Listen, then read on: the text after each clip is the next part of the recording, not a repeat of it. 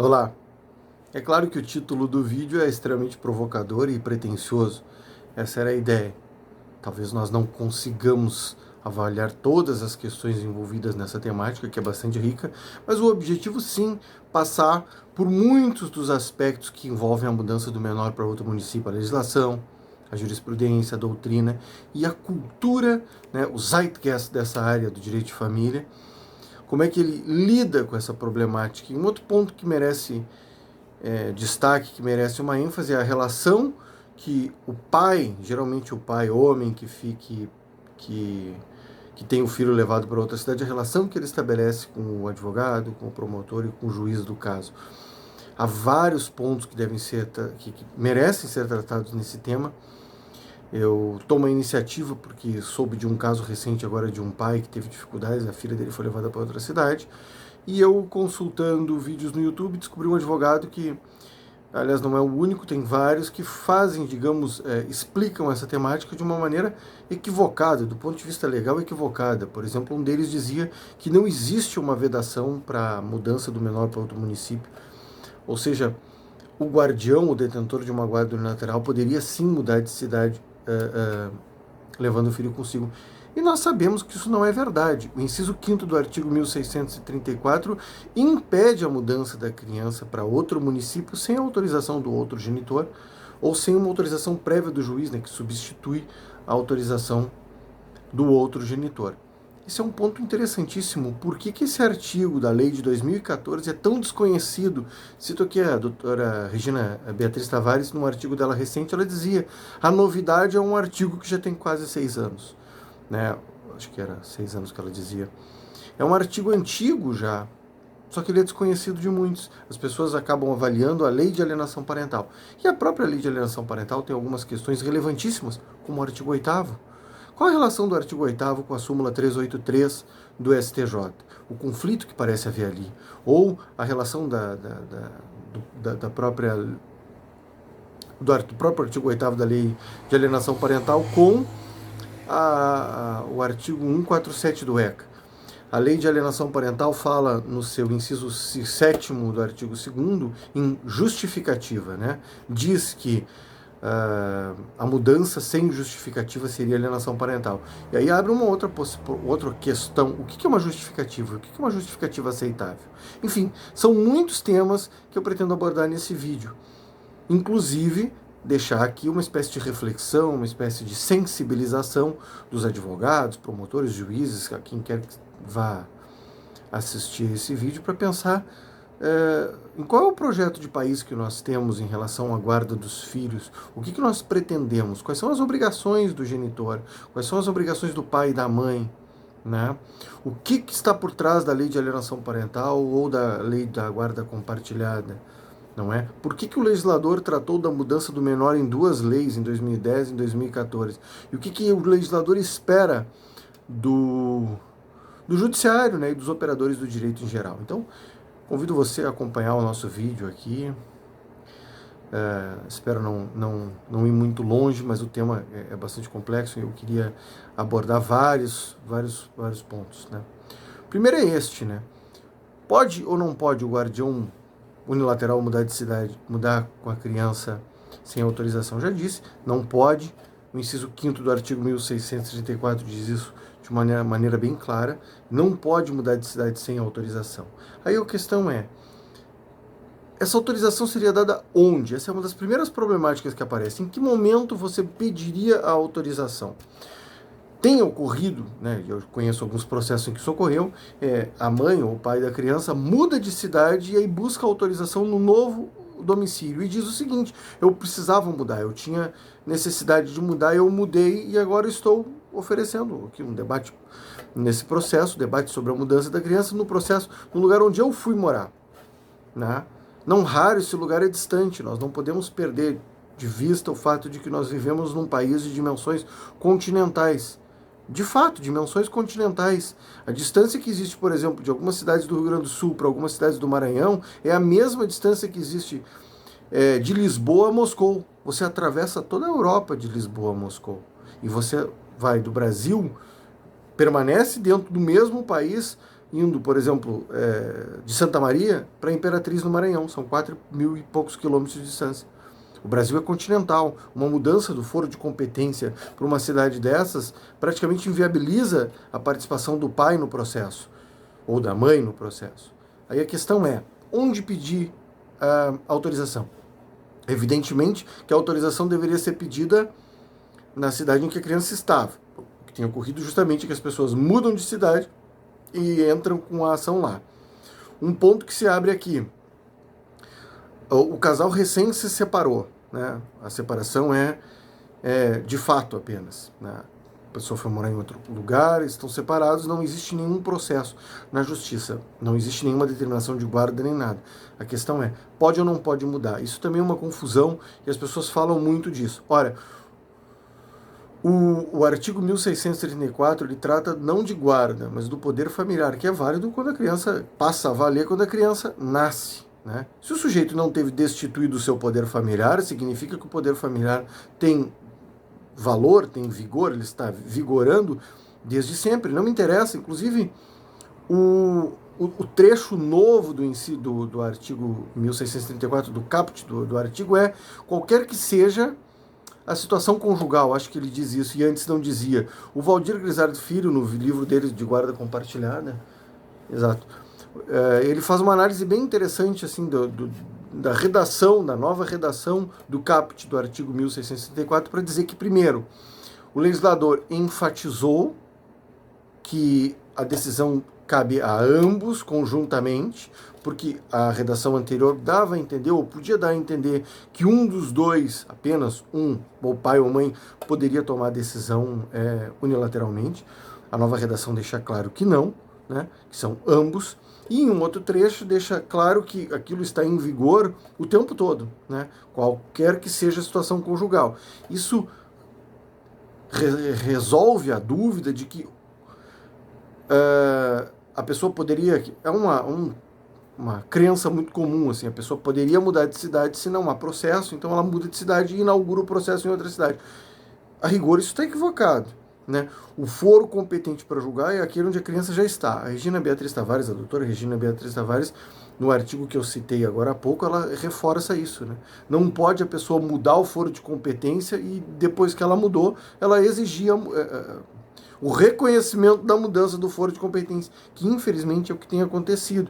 E aí se cria essa confusão com o termo justificativa da lei de alienação parental. A lei de alienação parental exige que a mudança tenha uma justificativa. E aí abre-se para interpretações subjetivas. O que é uma justificativa aceitável? Eu ouvia desse advogado que eu cito aqui, que o guardião, por exemplo, voltar para a cidade dos seus familiares ou mesmo fazer um curso seria uma justificativa aceitável. Seria? A gente não pode perder de vista que o que está sendo exigido da criança aqui é que ela perca um dos seus principais referenciais, que é pai ou mãe. Como diz o ministro Dias Toffoli, quando ainda estava na AGU, dizia ele, acho que foi no caso do Chan, ele dizia, somente pai e mãe detêm o poder familiar. Então, o que está sendo dito aqui é que a criança vai abdicar do pai ou da mãe para que a mãe conviva com uma prima. Então, a ideia aqui é que a criança tem que se sacrificar pela sua mãe. Nas entrelinhas dessa fala desse doutor está a ideia de que a relação da criança com o outro, aquele que não é um guardião, não é tão relevante assim. Qualquer coisa é superior a isso, como um curso. Se o genitor, guardião, pretende fazer um curso, então ele poderia simplesmente levar a criança a mudar de cidade. Esse é o problema do termo justificativo. Inclusive, sou um dos que acredita que o termo deveria ser alterado para autorização, justamente para se adequar ao inciso 5º do artigo 1634. O correto seria a autorização, o termo autorização. Porque deixaria bem claro, se você mudou de cidade sem autorização, estamos diante de um ato de alienação parental. A questão aqui, voltando ao foro de competência.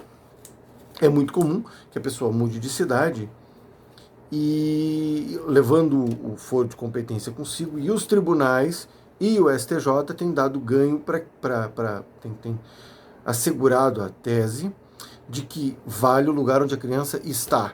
Ocorre que nós temos um problema com o artigo 8º da Lei de Alienação Parental, que diz que Em caso de alienação parental, o pai ou a mãe poderia entrar com a ação na cidade em que a criança estava. Abre-se uma nova discussão que é, mas para isso precisa provar que é alienação parental. E aí, nova problemática, avaliações psicológicas. Existe uma grande confusão. As pessoas ainda acham que para provar caso de alienação parental é preciso fazer uma avaliação psicológica. Só que a própria lei diz que o juiz pode se valer de estudos psicológicos. Ele pode muito bem reconhecer o ato de alienação parental, tucur, diretamente, está ali, aconteceu, eu reconheço, vi. E a mudança é um deles. Mas como se tem essa crença de que é preciso fazer uma avaliação psicológica para ver se está havendo manipulação psicológica da criança, se entende que o foro de competência para fazer isso é o foro para onde a criança foi. Mas então, o legislador errou ao redigir o artigo 8º? Qual é a lógica do artigo 8º, então? Alguém já se perguntou sobre isso? Você que é um estudante de direito já se fez essa pergunta? Leia o artigo 8º, leia a súmula 383 do STJ e leia o artigo 147 do ECA e tente dar uma lógica a isso. Você vai perceber o seguinte, que se essa tese do estudo social, né, da avaliação psicológica está correta para harmonizar isso com o artigo 8º da Lei de Alienação Parental, então o foro competente para julgar é aquele em que a criança está, aí faça as avaliações psicológicas todas, se comprova a alienação parental, daí transfere o foro para cá para o pai entrar com o processo na cidade em que a criança estava anteriormente? É evidente que não. A mudança súbita da criança, a ausência de autorização, permite o uso do artigo 8º. O juiz na cidade, inclusive para uma busca e apreensão. Essa é a discussão. Uma das problemáticas que tem acontecido em relação a isso é que cria-se dois temas de disputa. O primeiro é a mudança do menor para outro município, é o mérito. O segundo é o foro de competência. Os pais acabam... Eu estou usando os pais porque o que mais acontece com os pais, mas também conheço casos de mães que o pai levou a criança para outra cidade. O que acontece? O pai busca o judiciário. O juiz na cidade onde a criança estava declina da competência. O ECA e o 383 do STJ. Aí o pai agrava. No tribunal, discute-se o mérito e a questão do foro de competência. O desembargador ignora o mérito, a questão da alienação parental, o artigo 8º, a mudança, o desrespeito ao inciso 5º do artigo 1634 e decide o mérito. E com razão acaba dizendo que, pela jurisprudência do STJ, o foro de competência é onde a criança foi e declina também. E aí, se é outro estado, o processo vai para outro estado. E aí o pai teria que ter recursos. Aliás, cito aqui o Rolfo Madaleno, que faz o doutor Rolfo Madaleno, que é um doutrinador bastante relevante, que faz uma análise disso no seu livro sobre a síndrome de alienação parental. Ele diz que é a dupla penalização do pai alienado, ou da mãe alienada, ter que ingressar com um processo na cidade para onde a criança foi, em alguns casos, a 4.000 quilômetros de distância. O Brasil tem dimensões continentais, mas é isso que tem acontecido. O pai argumenta em torno do artigo 2º da Lei de Alienação Parental, inciso 5º do artigo 1664, e acaba sendo ignorado pela questão do conflito de competência. Como resolver isso, né? Quando não há processo, isso é pior ainda. Bom, o que se tem, de fato, é o seguinte: a pessoa mudou de cidade com a criança. Quais são as duas questões que se abrem? Bom, se a justificativa é aceitável e se era um caso de alienação parental. Em torno da justificativa, o que tem acontecido, e eu tenho visto bastante isso acontecer, é a justificativa de emprego. E aí é muito fácil, né? Como diz o próprio Rolfo Madaleno no outro trecho do livro dele, a pessoa muda de cidade prestando qualquer desculpa processual. Como existe essa cultura de que a relação da criança com o outro, né, geralmente o pai, é irrelevante, e como o outro guardião, a vida do outro guardião parece ter uma relevância maior, ou a relação da criança com o outro guardião, e aqui é preciso que se diga que isso é uma questão de gênero, sim, então há um forte teor de gênero no caso da alienação parental. Isso tende a ser ignorado, essa justificativa tende a não ser avaliada, ou o tempo faz com que ela se torne irrelevante, né? A gente tem visto, por exemplo, a pessoa anexar no processo, no novo foro de competência, para onde ela foi, uma justificativa, uma mera desculpa processual. Eu já vi casos em que a pessoa trabalhava como manicure em São Paulo, mudou para outro estado e pôs lá um documento de que ela ia trabalhar como manicure com uma amiga, prima, parente e tal, e era uma coisa de próprio punho, assim. Isso é uma justificativa aceitável? É aceitável que o pai perca seu filho porque de repente São Paulo não oferece mais empregos para manicure? O motor, o pulmão financeiro do país não tem empregos para manicure mais? Isso é aceitável? Essa justificativa. O debate sobre alienação parental. Ainda que se comprove a alienação parental nessa interpretação completamente amalucada de que você deve participar de um processo em outra cidade e esperar 3 anos para comprovar o óbvio, o que o juiz vai fazer 3 anos depois? Ele vai voltar? Vai mandar a criança voltar? Existe um caso bastante emblemático que foi julgado pelo Tribunal de Minas Gerais, pelo doutor, peço perdão aqui se eu não pronunciar corretamente, Darcio Lopar de Mendes, em que ele avalia um caso de uma criança com 1 ano de idade que foi levada para outra cidade, que quando chegou o caso para ele, a criança já estava com 4 anos, ou seja, ela estava há 3 anos no novo lugar. Ficou 1 ano na cidade onde nasceu, com o pai e com a mãe, e ela já estava há 3 anos no novo lugar. E ele votou, o voto dele era para o retorno da criança, porque a mãe tinha levado sem autorização, levado subitamente. Ele considerou uma alienação parental. Inclusive, esse caso é emblemático porque a mãe argumentava que tinha voltado a ficar com seus familiares. E ele disse que isso não era suficiente como justificativa, porque é preciso levar em consideração as necessidades da criança e não da mãe. Não significa que a mãe ficando perto dos seus familiares não significa que a criança seja beneficiada com isso. Talvez a presença do pai, talvez ela tivesse um irmão lá com o pai, enfim. Mas o que acontece? O doutor Lopar de Mendes, peço novamente desculpa se eu estiver pronunciando errado, ele foi voto vencido. E um dos argumentos da desembargadora que abriu a divergência disse o seguinte: essa criança passou mais tempo no novo local do que no antigo. Só que isso é um poderoso incentivo para atos de alienação parental. E aqui eu queria fazer uma crítica aos advogados do país. Esse tipo de ato de alienação parental, com a mudança do menor para outro município, ele não é como os outros atos em que as mães tomam essa decisão sozinhas. Esse é o típico ato que a pessoa é muito bem orientada a fazer. Ninguém faz uma mudança de um menor sem consultar um advogado, para aprender com o advogado exatamente o que ele deve fazer, para dar uma aparência de legalidade, uma aparência de boa-fé, o que geralmente não há, né? Uma mudança súbita, né? Que é o que nós temos visto, não tem boa-fé. Aliás, o próprio direito de família já reconhece a boa-fé objetiva e, infelizmente, ela não é aplicada nesses casos.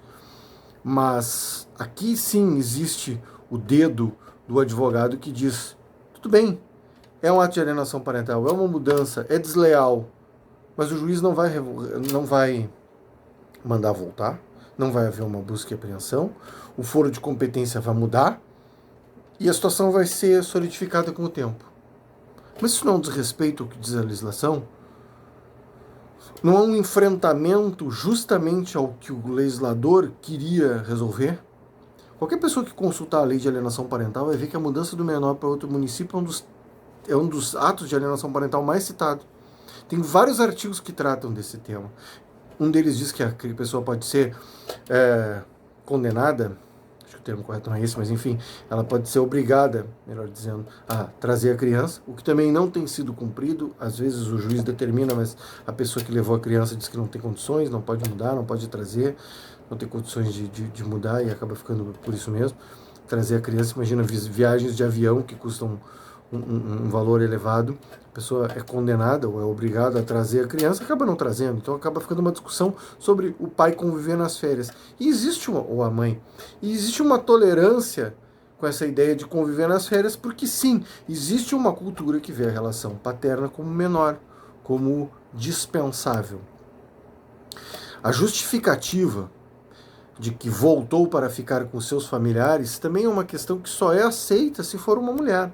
Dificilmente um juiz vai aceitar um pai que, separado da mulher, pegou as crianças, foi para o interior do estado e disse: eu vim ficar com a minha família. Ninguém vai ver esse pai com bons olhos, mas a mãe é vista com bons olhos, porque, infelizmente, muitas vezes o judiciário está preocupado com o supremo interesse da mãe e não com o supremo interesse do menor. Eu sei de um caso de um pai que convivia de modo equilibrado com a criança, era uma convivência equilibrada mesmo, a criança já tinha um irmão por parte de pai, e a mãe mudou de cidade. Na cidade do pai, na cidade em que estava com a mãe e com o pai antes, estava toda a família paterna, materna e o irmão da criança. E o judiciário separou o irmão, ou seja, de alguma maneira existe irmão de segunda classe, sim. Porque dificilmente o judiciário aceitaria que um pai levasse a criança embora, sabendo que a mãe, né, dessa criança tem um novo filho, um novo parceiro e tal.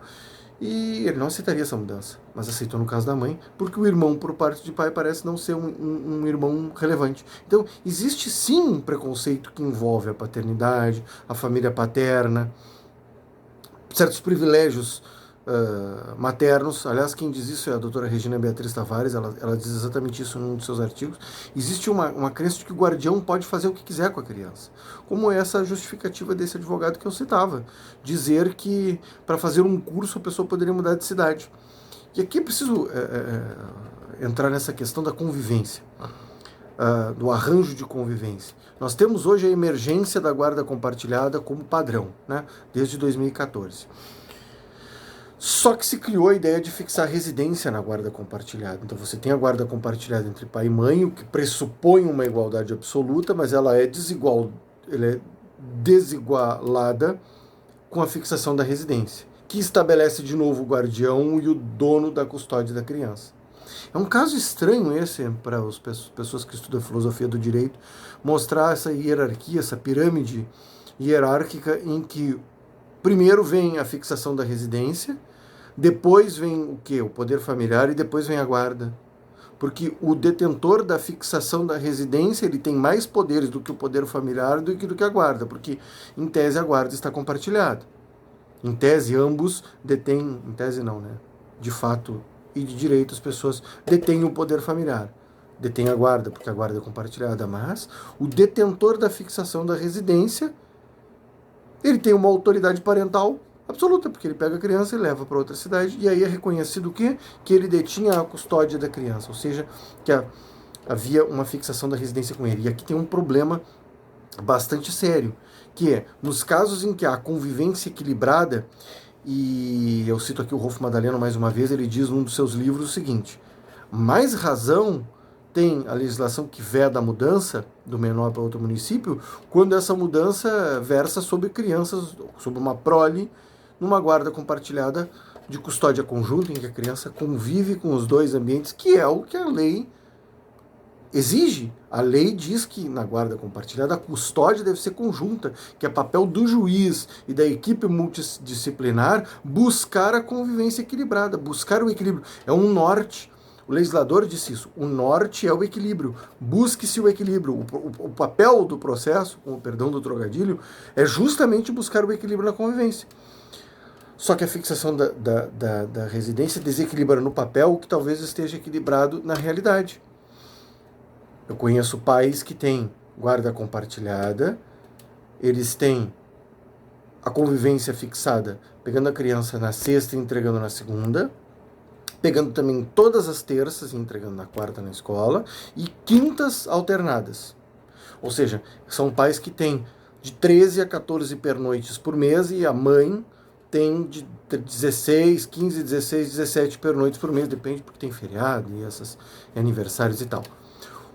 Como é que num regime desses, apenas por haver a fixação da residência com a mãe, se supõe que ela é a guardiã exclusiva, que ela detém a custódia da criança, que a criança morava com a criança? Porque esse tipo de argumentação que chega para o judiciário, quando uma mãe, nesse regime, ela muda de cidade e diz: me mudei para ficar perto dos meus familiares, ou seja, o meu filho tem que ficar sem um pai para que eu fique com a minha prima, isso tende a ser aceito, porque ela detinha a fixação da residência, que agora emerge como algo superior ao poder familiar e à guarda, que era, de fato, de direito compartilhada. Então, esse é uma das outras problemáticas que não deixa de ser parte dessa cultura de alienação parental que existe no judiciário. Existe uma cultura, eu tenho dito isso, as pessoas não gostam muito, mas é verdade. O ponto central no judiciário, o ponto neutro do judiciário, é um ponto de afastamento, geralmente dos pais, do convívio com as crianças. É difícil do pai participar da vida, ele precisa lutar na justiça para participar do processo, ele é tratado com indiferença, não é? E esses casos de mudança têm sido prejudiciais aos pais. Conheço inúmeros pais que estavam convivendo com seus filhos e subitamente a criança foi parar 600 quilômetros de distância. E com todo o remédio legislativo que legal, né, que o legislador estabeleceu, eles não conseguem nada, porque há uma resistência, e eu cito de novo a Regina Beatriz Tavares, há um ranço em cumprir a lei. São raros os casos em que você consegue uma busca e apreensão do menor, porque é preciso avaliar e é preciso... E aí a morosidade, e esse é um dos pontos, né? A morosidade do judiciário não deveria servir para incentivar a alienação parental, ela deveria para desestimular. Você quer mudar de cidade? Ótimo, façamos uma avaliação psicológica da criança e do entorno e das necessidades dela para ver se ela pode mudar. Vai demorar 3 anos? Talvez, esse é o problema do judiciário. Aqui é uma mudança. Será que é um bom guardião aquele que resolve mudar de cidade, que acha que a relação da criança com o pai é menor do que um curso? Por que você teve um filho nessa cidade, então? Todas essas questões, já ouvi a seguinte objeção, e acho que você pensou nisso. Mas se o pai não participa, se ele é um pai ausente, ou a mãe também, conheço casos de mães que não visitam seus filhos, faz 3 meses que ela não procura a criança. Esses casos você leva ao judiciário previamente. É bem provável que o juiz vá dar a autorização para a mudança, porque você tem argumentos suficientes para isso. Por que você precisaria fugir? Por que você precisaria mudar o foro de competência se você tem um argumento tão poderoso? É porque não era esse o caso. Em geral, esse é o problema. Não era esse o caso. Essas mudanças súbitas acontecem com pais presentes. Pais que querem ampliar a convivência, pais que querem a convivência equilibrada, pais que buscam a guarda compartilhada. E isso acaba sendo uma punição ao pai que busca a guarda compartilhada. Os casos que eu conheço de mudança do menor para outro município não são um raio no céu azul. São casos em que já havia um processo de alienação parental. E aí, de novo, leniente o judiciário, porque é como se nada tivesse acontecido. Argumenta-se que havia um caso de alienação parental. Um dos processos que eu conheço, havia ameaças, a mãe da criança ameaçava, dizia, você não quis ficar comigo, então eu vou te punir. Dessas palavras, registrados num e-mail que ela mandou para o pai da criança. Ela sumiu subitamente e tal. Houve o agravo de instrumento e o desembargador julgou apenas a questão do foro de competência. E o processo faz 1 ano e meio já que essa mãe mudou de cidade. E a lei de alienação parental? Não havia justificativa, não havia uma flagrante alienação parental, já havia um processo, o pai já não estava conseguindo conviver com seu filho, a mãe desrespeitava as ordens judiciais. Ou seja, de alguma maneira, o problema é a cultura. É a cultura que existe de alienação parental no judiciário, de boa vontade, de aceitar inclusive a má-fé, o truque. Como é que se pode aceitar? Existe o artigo 4º, agora não me lembro o inciso 4º, acho que é, do artigo 1684, 83, que fala da pessoa só pode ter a guarda se ela está cumprindo corretamente com os seus deveres de guarda, e que pode haver uma inversão em razão disso. Só que isso não é aplicado, justamente por causa de toda essa problemática e dessa discussão. Voltemos ao problema do foro de competência, ao problema da fixação de residência, que reafirma uma desigualdade que não deveria existir, à pressuposição de que a guarda é unilateral. Esse é um outro ponto, acho que eu não citei esse e é bom comentar. O casal se separou, a pessoa muda de cidade. O que se presume que ela detinha a guarda unilateral? Como? O padrão hoje é a guarda compartilhada. Se não havia um processo, eu sei que já deixei bem claro isso, independe de guarda, mas a presunção, se não havia guarda, se presume uma guarda compartilhada, presunção juris tanto, como diz a minha amiga Angela Jimenez, juíza, o pai detém a guarda, se supõe que naquele caso haveria convivência equilibrada, guarda compartilhada e convivência equilibrada. Né? O processo existe, inclusive, para reconhecer quando não deve haver equilíbrio, mas que se a pessoa muda de cidade subitamente, se supõe um equilíbrio. E por que se escolhe aquele que mudou? Justamente aquele que agiu de má fé, como a pessoa que deve permanecer na situação fática. Isso é um erro. É um erro que tem sido perpetrado pelo judiciário, que resiste a isso. Infelizmente o STJ tem dado decisões contrariando o artigo 8º da Lei de Alienação Parental. Então talvez seja necessário alterar a lei, talvez seja necessário deixá-la mais explícita, porque o legislador mudou o artigo 1634, ele tem a lei da alienação parental, e nenhuma das duas funciona. Nós vemos crianças sendo levadas para qualquer lugar, filhos tratados como se fossem mobília, e advogados fazendo justificativas estapafúrdias da alienação parental, passando pano, como se diz numa linguagem popular, para quem aliena. Da onde que para fazer um curso, então, o pai está muito bem convivendo com o seu filho, tem uma convivência equilibrada, 14 dias por mês, ou 12, e de repente ele perde o seu filho, sumiu, acabou. E a justificativa é, fui fazer um curso, volto quando ele tiver 18 anos. Gostei aqui, me apaixonei por alguém no Maranhão, vou ficar. Por que nós privilegiamos isso? Será que nós não deveríamos privilegiar a situação anterior da criança, o local onde ela já estava habituada, onde ela já vivia? Por que o outro genitor é penalizado com a perda do seu filho? Aquele que quer mudar deve sofrer o ônus da mudança. Essa deve ser a cultura. Por que você teve um filho aqui e não lá? Será que o bom pai e a boa mãe não têm esse dever para com seu filho? Certamente isso seria cobrado de um homem que quisesse mudar. Dificilmente um homem conseguiria convencer os outros de que a mudança dele é aceitável. Alguém diria que não pode afastar a criança da mãe, que não pode mudar. Por que o senhor teve um filho aqui? Por que o senhor mudou de cidade A para B? Se a sua família morava em tal lugar, por que o senhor veio para cá? Agora, esses argumentos não são usados com as mães. Então, sim, nesse ponto, a alienação parental é sim uma questão de gênero, infelizmente. E nós temos esses problemas nos processos de mudança do menor, porque virou a tábua de salvação de quem quer fazer alienação parental, basta mudar. É inclusive uma injustiça com os alienadores que não têm condições financeiras, porque o alienador que atrapalha 3 ou 4 visitas, ele sofre uma multa, uma demoestação do juiz. Mas o alienador que tem dinheiro, ele destrói todas as visitas. Todas. Porque se você muda para 4 mil quilômetros de distância, não tem mais visita, não tem mais pernoite no meio da semana, não tem final de semana alternado. Você, no máximo, vai ver os filhos nas férias, se tiver dinheiro para ir buscá-los. Onde é que isso é justo? É, inclusive, injusto com os alienadores. Há um problema de justiça social aqui, né? Porque o alienador que não tem dinheiro, ele faz falsa acusação. Veja, a mudança do menor para outro município é pior do que a falsa acusação, porque em muitos casos o pai que sofre uma falsa acusação, ele continua convivendo com seu filho semanalmente num ambiente, a visita assistida, que chama. A mudança do menor para outro município acabou. Se você não tiver dinheiro para participar, para visitar a criança, para viajar, acabou a relação. Então, é preciso sensibilizar os operadores do direito. A legislação está aí, existe uma legislação. E ela é bem clara sobre isso. E é fácil resolver o problema. Basta fazer busca e apreensão, admoestar o alienador, criar uma jurisprudência de repúdio à mudança do menor, né?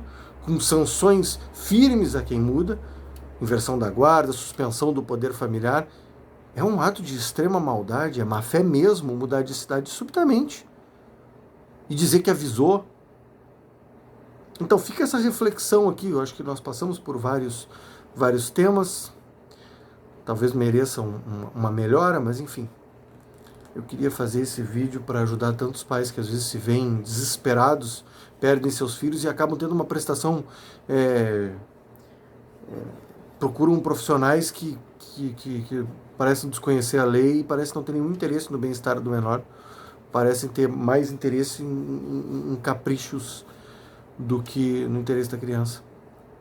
É isso. Agradeço a quem ficou até o fim, acho que vai dar uns 30 ou 40 minutos, é um tempo suficiente para tratar do tema e refletir sobre ele. Um abraço a todos e obrigado.